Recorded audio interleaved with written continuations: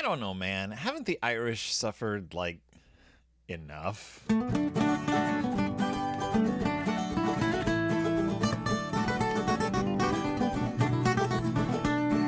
Welcome back to Deep in Bear Country. I am your host, Phil Gonzalez. Thank you for watching. Thank you for listening. This week, I am so sorry to all of my Irish listeners, to all of my Irish viewers. If I have any, I don't know. If I have any Irish listeners or viewers, my apologies. This week, we're talking about the Berenstain Bears St. Patrick's Day. St. Patrick's Day. And as you can see from the cover, it is culturally sensitive. I am so sorry if this episode in any way reinforces any negative stereotypes or makes you feel a little bit of self-loathing, but maybe you love it. I don't know. Maybe you're Irish American and you're like, heck yeah, that's exactly how I want my St. Patrick's Day to be celebrated. I want to see people wearing green tam o' shanters and green bowler hats with shamrocks sticking out of them. I want them to be wearing green variants on their regular outfits. And I want them to be talking to Leprechaun with his pot of gold at the end of the rainbow. St. Patrick's Day. Why even do a St. Patrick's Day? St. Patrick's Day is such a weird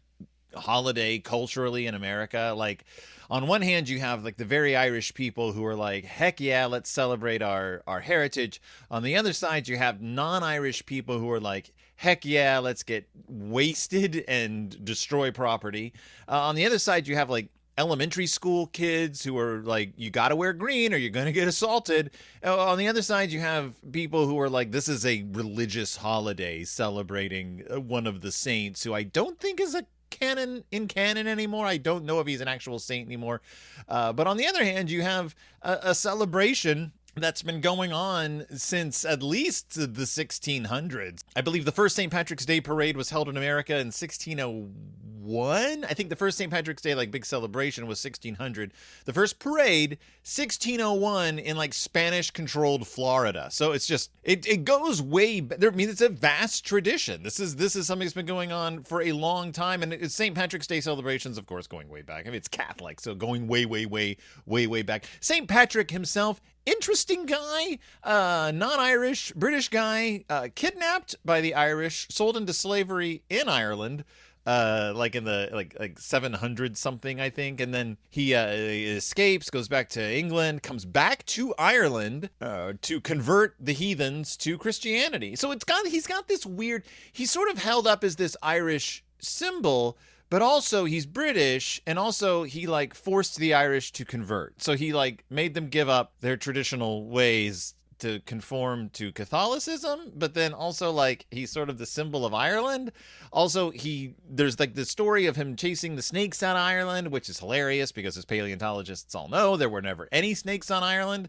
In Ireland, they didn't exist there. So it's sort of considered maybe like it's a parable for like him chasing out the pagans, maybe. We don't know. There's a lot about St. Patrick we're not really familiar. We don't understand. Why St. Patrick?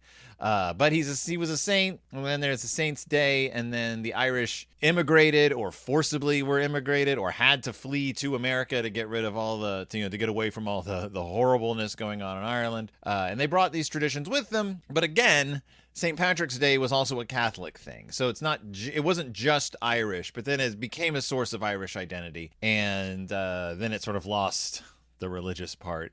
And I guess there's movements now to like bring the Catholicism back to St. Patrick's Day, but it's not gonna happen. It's not gonna happen any more than we're gonna bring back the actual history to like Cinco de Mayo. Like, it's just a celebration of culture at this point. And in America, a celebration of weird culture. Did you know that the fifth largest population of Irish people outside of Ireland is, I think, Argentina?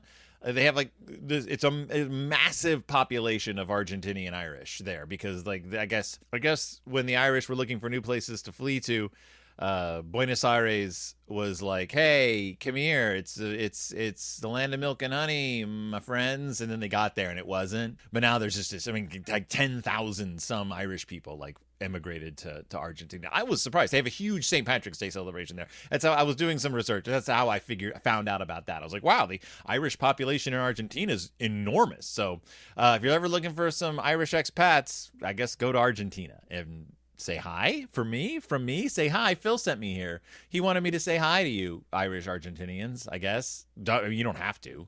But if you do, tell him Phil sent you. So the Berenstain Bears St. Patrick's Day. What's the deal? What's the dealio? What's the big deal? What's going on with St. Patrick's Day? Let's find out. I'm eager to dive in. This one is from 2021. And I've sort of been like, I don't think I've ever done a St. Patrick's Day book. Again, St. Patrick's Day has this weird place I was thinking about this in the car the other day. St. Patrick's Day occupies a weird place culturally in America because there used to be two major shopping holidays, Christmas and Halloween. Those were the two big ones that really fed into the consumerism of, especially in the United States. Say Christmas because you sold everything, like toys, gifts, packages, you sold decorations, you sold food. Halloween, you had just this massive, that's where like most candy companies made their money, was around Halloween. And then you had the costumes, you had decorations and party favors and stuff like that. So you had these two major holidays that sort of began the fall and then kicked off the winter. Like now it's dark. And then you had these sort of these second tier B-list consumer holidays. You had like Valentine's Day.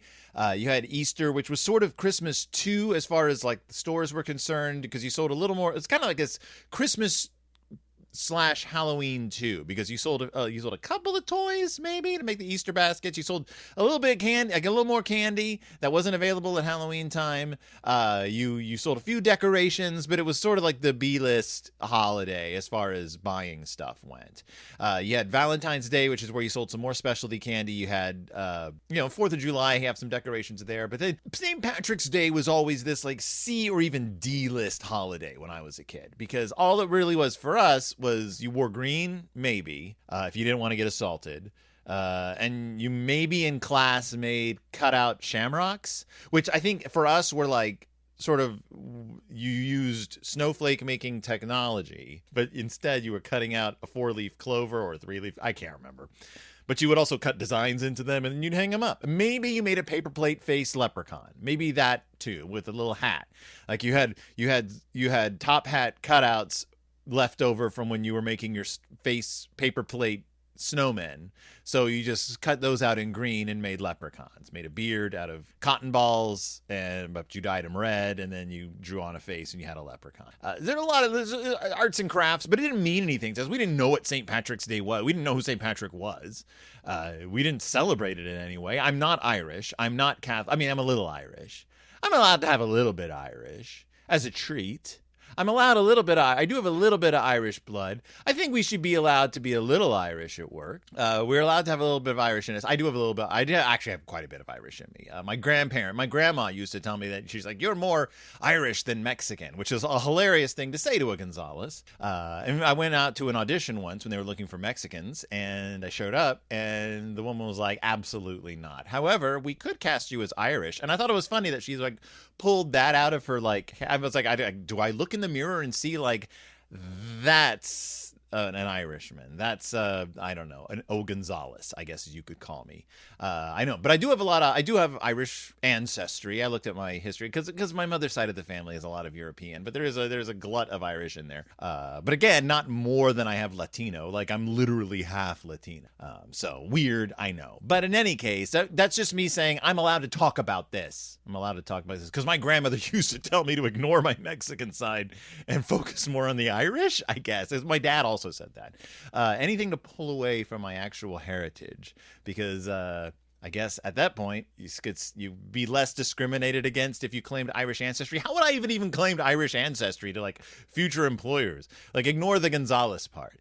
Phil Gonzalez, yes, but think of the Emerald Isle when you look at me. I guess it was what I was supposed to say. I don't know why they thought that was an intelligent thing to tell a child.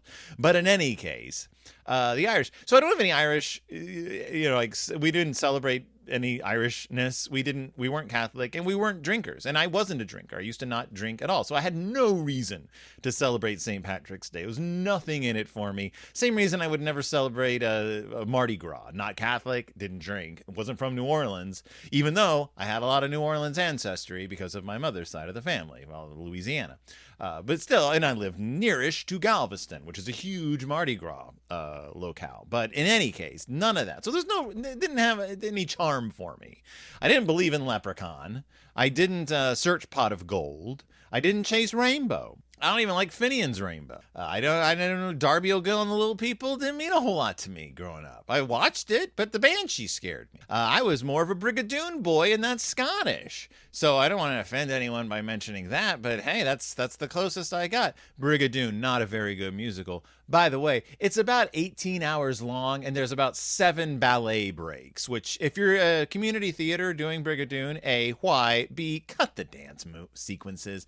You don't need the Come to Me, Bend to Me ballet. Nobody cares. Unless you've got like, I can't think of a famous dancer all of a sudden. Insert the name of your favorite famous ballet dancer right there. Unless you've got doing the dance, don't just cut the Come to Me, Bend to Me ballet. You don't need. What was I talking about? St. Patrick's Day. So the Berenstain Bears St. Patrick's Day.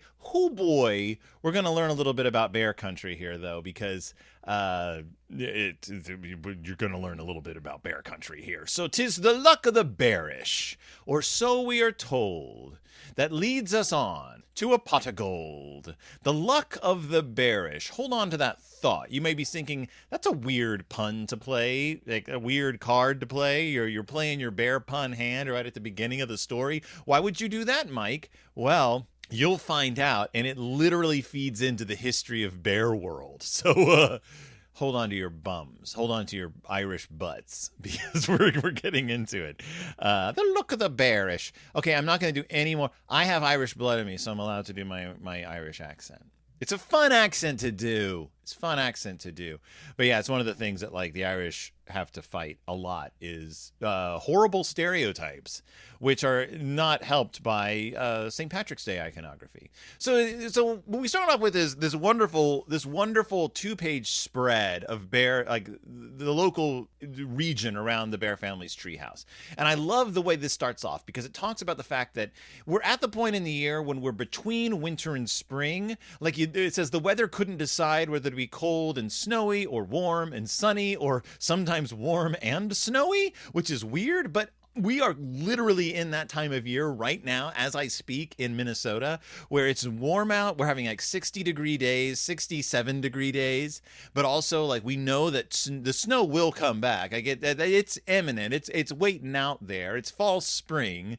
I mean, it's legally spring, but in Minnesota we know that, as the man himself said, sometimes it snows in April, and we will get that. However, I love that Mike is calling this out. I love that he's saying like there is this weird period of time, especially in the Midwest, where you don't really know what the season is. Like there's flowers poking through the snow, as he points out. So we've got this great 2-page spread. On the left side is the Bear family treehouse covered in snow. In the middle is like it's a continuation of that image, but there's like harsh lines through it. We see the sun breaking through the trees, and there's like green grass growing, and then on the right we see the rest of the scene, and we see the flowers springing up through puddles of snow and birds like robins singing in the trees. But it's divided. It's like this triptych where so you see Brother's foot has a winter galosh on it, but as Brother continues through the split, he's dressed in springtime clothes. It's a really neat representation of what the weather is like this time of year. And so kudos, Mike. I really enjoy this. But it's also the halfway point between Valentine's Day and Easter, which I was just talking about. Like this weird interim between the holiday where you get a bunch of candy and the holiday where you get a bunch of candy. In the middle is St. Patrick's Day. And it's such a mysterious holiday that it is now March 17th, and no one even knows it's St. Patrick's Day until Grizzly Gran and Grizzly Gramp show up wearing green clothes, wearing the plastic St. Patrick's Day hats with fake shamrocks stuck in the lapel. The shamrock, by the way, the legend says that St. Patrick used the shamrock to teach the Trinity, like the Father, the Son, the Holy Ghost, which is weird because why would you need visual aid to teach that. Like you just say it, Father, Son, Holy Ghost. You can count it on 3 fingers. But the legend was that he used it. And so you see pictures of St. Patrick with the shamrock because it sort of like puts forth that legend. Also, Ireland wasn't associated with the color green, I think, until the 17th century, I believe is how that worked. When it started being associated with like the Green Lady, some of the characters from Irish mythology were said to have been green or represented by the color green, and it was kind of a promotional thing for Ireland, like a nationalist like pride thing, like intentionally done to associate Ireland with the color green. Which has since carried on. I believe blue used to be the color most associated with it. I know that leprechauns used to be considered characters who wore all red, like red jackets. So the green has sort of seeped in. Also, leprechauns, nothing to do with St. Patrick's Day originally. Like leprechauns were there. Well, we'll get into that. So Grizzly Gramps and Gran show up at the Bear family treehouse. It's March 17th. Happy St. Patrick's Day. And the kids are befuddled. They're like, what is St. Patrick's Day? And I find this wild. This is like Brother Bear not knowing what a nightmare is in the Berenstain Bears in the Bad Dream. Like, brother, you are in 4th or 5th grade. You should know, you have heard of St. Patrick's Day by this point. There is apparently a enormous St. Patrick's Day parade that goes on each year. How have you missed this? But Gramps is like, you don't know that you're part bearish? Which is similar to what my grandmother said to me, except Irish. And Sister's like, we know we're bears.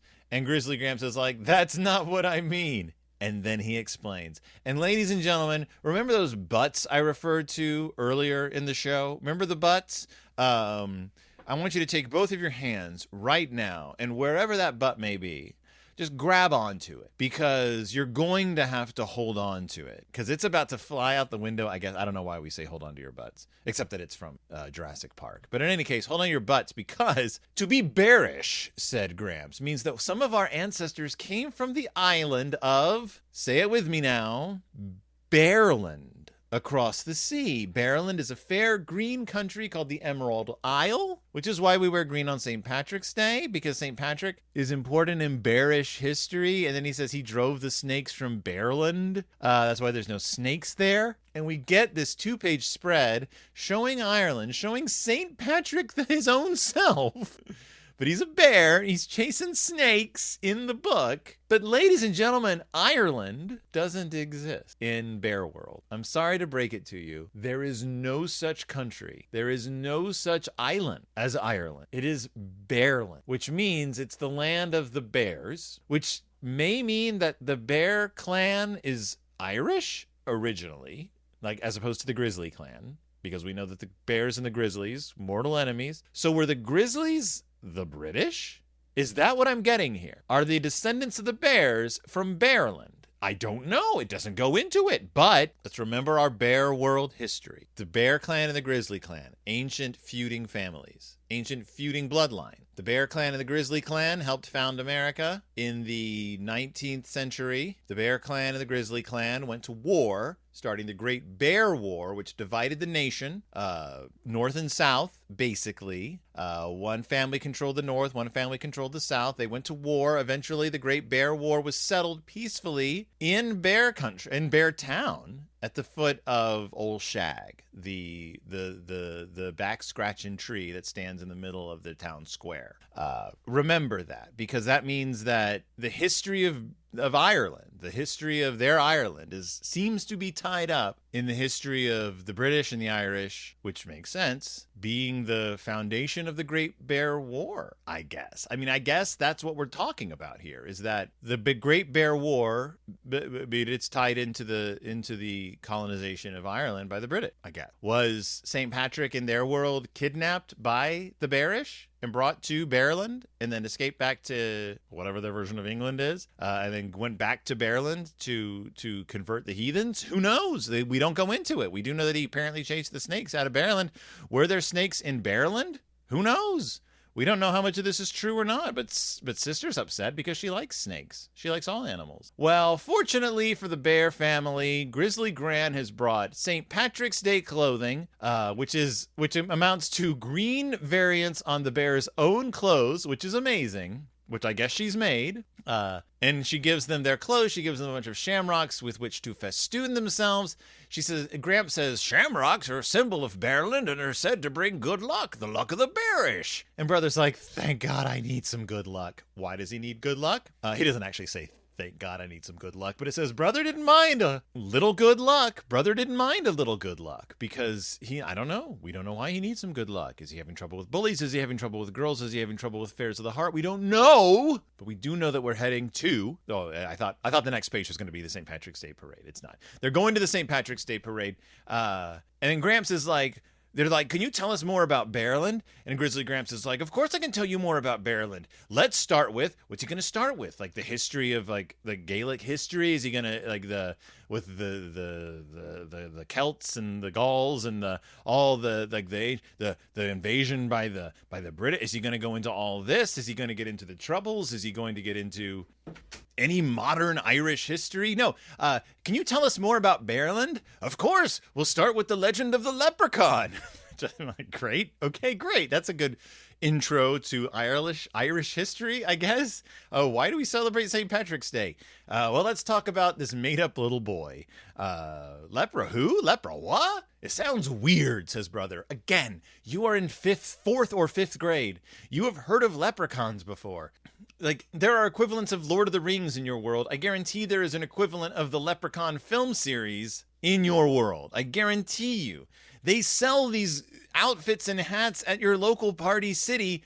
Why haven't you ever heard of St. Patrick's Day? Why haven't you ever heard of leprechauns? Why haven't you heard of shamrocks? I don't know why Brother is so ignorant as to all this. In any case, Grizzly Gramps gives a pretty good rundown of the leprechaun. He emphasizes the fact that they're cobblers, which is true. Back in the day, the leprechaun was considered mostly a shoemaker, one of those types of elves. The origin of the term leprechaun is debated, so we're not going to get into that. But he talks about how they devote themselves to making shoes.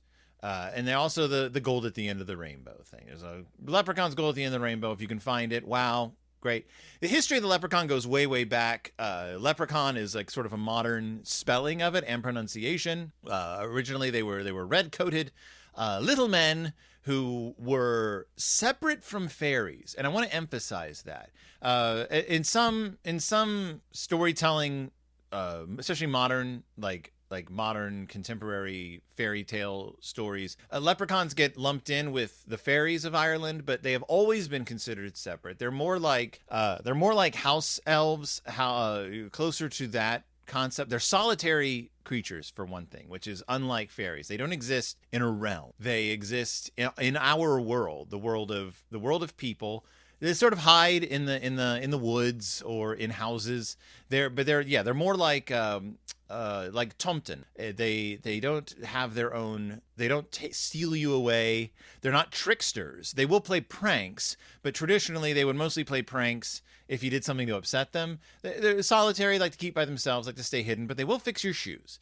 They will fix your shoes in the middle of the night. So that's an important thing. A little give and take, but they're more like people than fairies. They're not terrifying creatures traditionally. So the leprechaun, its own thing. It's like more like a brownie than a fairy. Polite little guys. They wore suits. They wore coats. They wore hats. But sometimes they were portrayed wearing like hoods up over their heads in old stories of the leprechaun. But yeah, they weren't associated with St. Patrick's Day. They weren't tied in. They were an Irish sprite, an Irish, like, what's the term we're looking for? Folk creature, an Irish folk creature. So yeah, that's the leprechaun. So, and I like that Grizzly Gramps doesn't try to associate the leprechaun with St. Patrick's Day. He doesn't really explain why he's telling the kids this, except that they're sort of associated with the woods and vales of Ireland, or Bearland, as he says. But it's part. They're going to see some leprechaun. So they get to Beartown. On Main Street in Beartown, we see the butcher, the baker, the candlestick maker, which is a weird thing to include, Mike, I thought. But they're also like bringing their little fold-up chairs, which we've got. Everyone has a few of these. The chairs that fold up and go into the bags that you sling over your shoulder. They got a few of those, which they set up. Waiting for the parade to start. It's a sunny day. It's warm. What's hilarious is that then all three cubs simultaneously fall asleep in their chairs, waiting for the parade to start. I don't know why they're so tired. Is this a little St. Patrick's Day magic? I don't know, but they doze off and begin to dream, and they dream, as most of us do, of Ireland, except of course it's Bearland. We see the rolling green hills of the Emerald Isle. We see sheep grazing in the meadow. We see hares. We see robins, and we see a rainbow. And they decide to go chase the rainbow without thinking. They don't decide to go chase the rainbow without thinking. They follow the rainbow, and they come across a cobbler. They come across a leprechaun, tapping at his shoe. Begorra, he says, smiling. For those of you who wonder about the term begorra or Shoreham begorra, it's a term that the Irish don't actually use, except when they're making fun of the way Americans think of the Irish. But begorra is a term that's used. It's a corruption, or it's, what is the, hold on, I'm going to look up what this expression is, because there's a term for this. It is a minced oath. A minced oath that means by God. So instead of saying by God, you'd say begorra. Like you would say dag nabbit instead of swearing. It's a begorra, or bloody, like instead of saying by Our Lady. It's begorra. It's a way of saying by God or oh my God without actually coming right out and saying it. So the leprechaun is using it correctly, I guess. Like he's not just saying it because he's supposed to be Irish. Begorra, he says, oh my God, welcome. Who might you be? They introduce themselves. They're bears. And he's like, ho ho, are you now? Even though he's clearly a bear. This isn't the little man. This is a bear. But he's about, I want to give it to him, he's about 3 feet tall, which is about the size of, I think he's about 3 feet tall. Oh no, this guy's about the size of the cubs. So he's a little taller than that. Usually leprechauns were portrayed as being, sometimes they're shown as being like Smurf height, but leprechauns in traditional Irish folklore were portrayed as being like 2 or 3 feet tall. So the size of just small people, a hobbit size, basically. And they're like, are you real? Are you really a leprechaun? He's like, well, what do you think? Did you follow the rainbow to find me? And they're like, yeah. And he's like, I expect to find a pot of gold. And they're like, yeah. And he's like, well, you're right. Here's my gold. And the kids start like shoving gold into their pockets like the Goonies. And then they get woken up by Grizzly Gran. And they're like, we thought we were getting some real gold. But they're watching she's like, the parade is starting. I don't know how the Cubs slept through a parade to begin. But things seem different now somehow. The parade's getting started. There's a marching band. There's bearish dancers. We see bagpipe players, because bagpipes aren't just Scottish. They're also used in some traditional Irish music. We see Irish line dancing going on. Clogging, I think it's referred to as. I had a friend in college who was a professional, like, competitive clogger, and she was very good at it. She demonstrated it for us in public speaking class. Danielle, I don't know if you're still clogging, but I hope you are. I know she's like a doctor. So she clogged her way into medical history by dancing and clogging through her finals. I don't know how you become a doctor. We see Mayor and Mrs. Honeypot driving in their long lavender limousine, which is what we talked about a few episodes back. We see the Beartown Police, very common in St. Patrick's Day parades. The fire department's there in St. Patrick's Day parade. We see a very funny image that Mike has drawn of the marching band, because one of the trombones is knocking the hat off the marching band. The drummer in front of her, a nice little comic touch. Thanks, Mike, for that. We see harpers playing harps. And then we see 4 almost identical leprechauns marching down the byway, marching up the highway, each carrying a pot of gold. It sort of gives away the fact that if you dress Berenstain Bears the same, it is almost literally impossible to tell them apart from each other, because this is 4 leprechauns drawn in Berenstain style they just look like each other. They look like each other, Mike. They look like each other. And that's the end of the book almost. The Bear family packs up their things because I guess, do leprechauns tend to end the St. Patrick's Day parade? I'm going to look that up. Hold on. Do St. Patrick's Day parades end with leprechauns? Do St. Patrick's Day parades end with leprechauns? It doesn't say. Hold on. Leprechauns tend to put under criticism of St. Patrick's Day celebrations. St. Patrick's Day celebrations are criticized for fostering demeaning stereotypes of Ireland and Irish people. Wearing of leprechaun outfits is the first thing listed. Because the leprechaun outfits, the outfits that you see leprechauns wear are based on derogatory 19th century caricatures of the Irish. In fact, in the run-up to St. Patrick's Day in 2014, the Ancient Order of Hibernians, which is an Irish Catholic fraternal organization, successfully campaigned to stop major American retailers from selling novelty merchandise that promoted negative Irish stereotypes. So, hold on, I'm going to Common stereotypes. Yeah, mischievous red-headed leprechauns. Having red hair is an Irish stereotype. 10% of the Irish population has red hair, which is the highest amount of naturally occurring red hair in the world. 46% of Ireland's population carries the gene responsible for producing red hair, and so red-headed leprechauns committing all kinds of crimes, such as in this picture I'm looking at, where a leprechaun is dropping his drawers and farting out music. Harmful stereotypes. So we don't want to perpetuate harmful stereotypes. I don't think that Mike was trying to perpetuate harmful stereotypes. These leprechauns aren't committing mischief. They aren't farting, and they aren't farting music. But as they're getting ready to leave the parade, the Bear family packs up their things, and the kids are like, "Had it really been just a dream? Was it just a dream?" And then they think they see a little figure in green hopping behind a boulder. Could it be Bagora? Who can tell? Bagora indeed. Bagora. Who can tell? Ireland, Irish, Bearland, the Bearish. That's the Berenstain Bears St. Patrick's Day 2021. Do you celebrate St. Patrick's Day? Anyone out there in Bear Country? Do any of you celebrate St. Patrick? Like seriously celebrate St. Patrick's Day? Like full on? Like is this a time of year for you that you really look forward to? Well, I asked that question of my friends on social media. Do you celebrate St. Patrick's Day? Is it a big deal for you? If so, why or why not?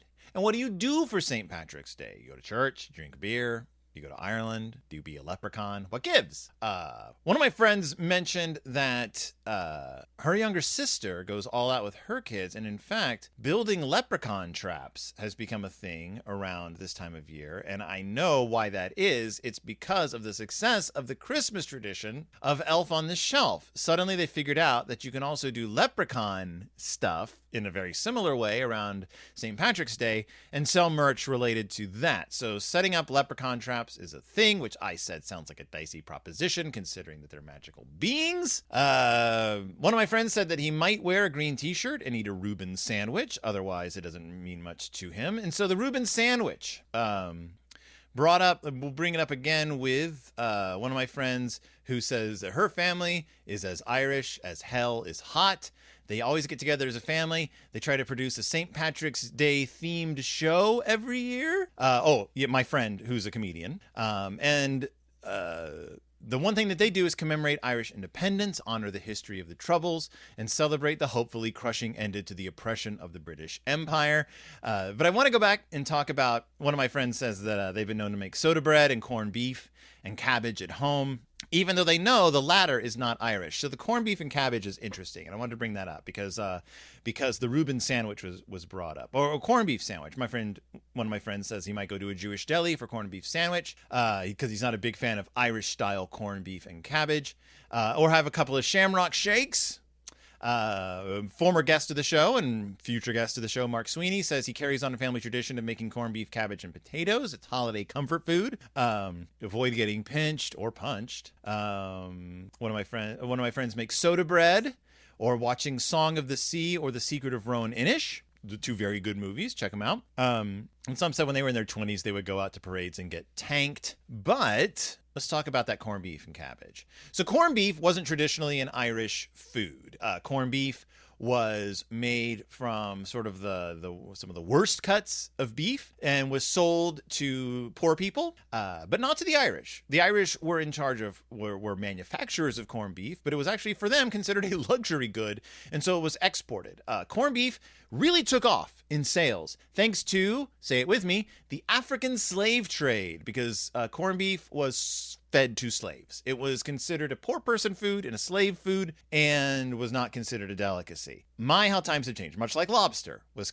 fed to slaves until people were like, it's kind of good. This kind of tastes good. The Irish didn't start becoming associated with corned beef until the Irish emigrated to America, when it was a cheap food to buy. And so when Irish communities would seek out corned beef, they would go to Ashkenazi Jewish communities because Jewish delis had corned beef. Corned beef was traditionally made from the cheaper cuts of meat, the tougher cuts of meat, or the brisket cuts of beef. Corned beef, which is just beef that's been cured,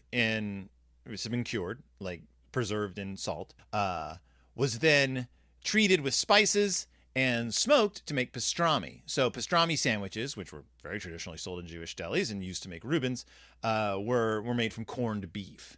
The brisket cut of meat was also used to make corned beef, which is also Jewish, Ashkenazi Jewish brisket. Of course, very easy to come by then. I separate that from other kinds of brisket. If you're from Texas, you might know barbecue brisket, which is a different type of preparing brisket. I looked it up. I was reading all about brisket today. There's as many different ways of preparing brisket, I guess, as there are cultures in the world.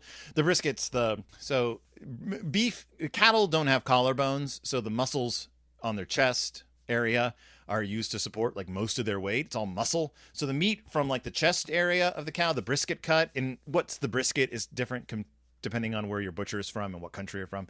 But the brisket cut, which is kind of here, is really tough, like really hard to cook. So you would have to like slow cook it in order to like get the connective tissue to soften up and everything. You got to cook it with the fat in order to soften the meat. Like that's why brisket can be hard to make, but also incredible to make. And so every culture has their way of making the brisket, which then becomes associated. And I don't know why I'm talking about brisket so much. The brisket is even mentioned, but corned beef became associated with the Irish as much as it's associated with the Ashkenazi Jewish populations of immigrants, especially on the East Coast. And then it just carried on. Cabbage, of course, is a source of food for people who are poor, subsistence farmers. You grow cabbage. You can live off cabbage for a long time.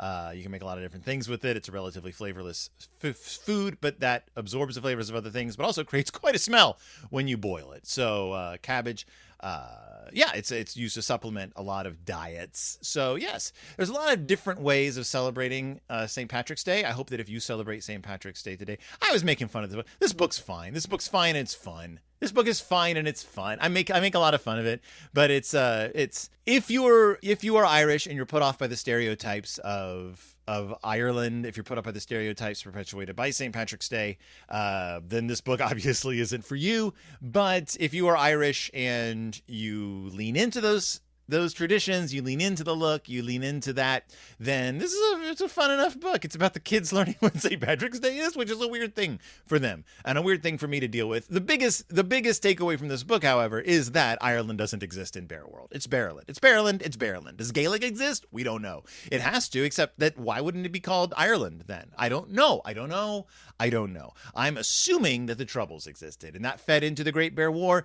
Interesting that the Troubles, the greatest war of the Troubles, related to the Troubles, would then be, again, it's not the Troubles like we think of it. It's like the bear version of the Troubles, which happened like way earlier because it was solved in America, in Bear Country, I guess. I don't know. This is the fascinating thing about Bear World. Different history. Do they even have corned beef here? We don't know, because canned corned beef, which was developed in the 1800s, corned beef in general, if it didn't have the slave trade popularizing the distribution of it to the Americas, would it have proliferated like it did in our world, in Bear World? Do they have corned beef? Do they have pastrami? We don't know. But we do know that you can still get the Berenstain Bears St. Patrick's Day in ebook form and paperback. I have them in both. It's available. It's out there. It's fun. If you watch it on YouTube, you see the illustrations. They're cute. Thank you, Mike, for making something that makes the history of Bear World even weirder than it was before. And thank you all for listening, for paying attention to me, for listening to me blabber, for watching me run my mouth. This is Deep in Bear Country. So this is what I do. It's all I do. It's all I know how to do. Thank you so much for listening. Thank you so much for joining me. Thank you so much for supporting me along this journey. Make sure you subscribe to my YouTube channel if you're watching it on YouTube. And if you're not watching it on YouTube, make sure you subscribe to my YouTube channel. I'd love to see those numbers go up. Arrow goes up. It just makes me happy. I don't need it for anything other than my happiness, because I like to know that people are out there. I like to know that people exist. Like you. I like to know that you're out there and that you exist. The world's a better place with you in it. Thank you so much, and I'll see you all next time, deep in Bear Country.